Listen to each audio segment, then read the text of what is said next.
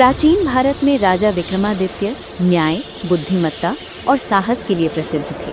उनकी कीर्ति दूर दूर तक फैली हुई थी। एक बार उन्हें ये सुनने को मिला कि पड़ोसी राज्य के राजा सत्यवती स्वयं को अत्यंत न्यायप्रिय मानते हैं, परंतु उनके निर्णय अक्सर बाहरी प्रभावों और वाणी की चतुराई पर आधारित होते हैं।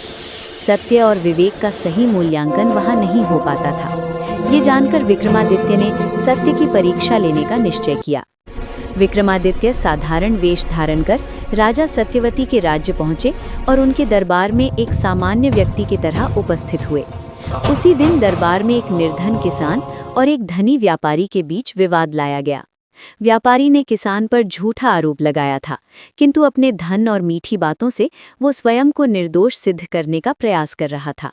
किसान गरीब और सरल था, इसलिए भयभीत होकर ठीक से अपनी बात भी नहीं रख पा रहा था।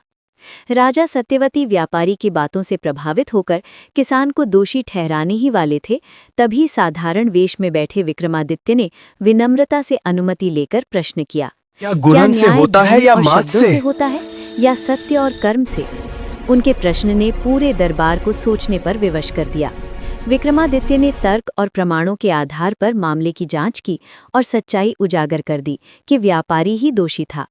राजा सत्यवती को अपनी भूल का गहरा पश्चाताप हुआ। उन्होंने किसान से क्षमा मांगी, व्यापारी को दंड दिया और तभी विक्रमादित्य ने अपना वास्तविक परिचय दिया। राजा सत्यवती उनके चरणों में नतमस्तक हो गए।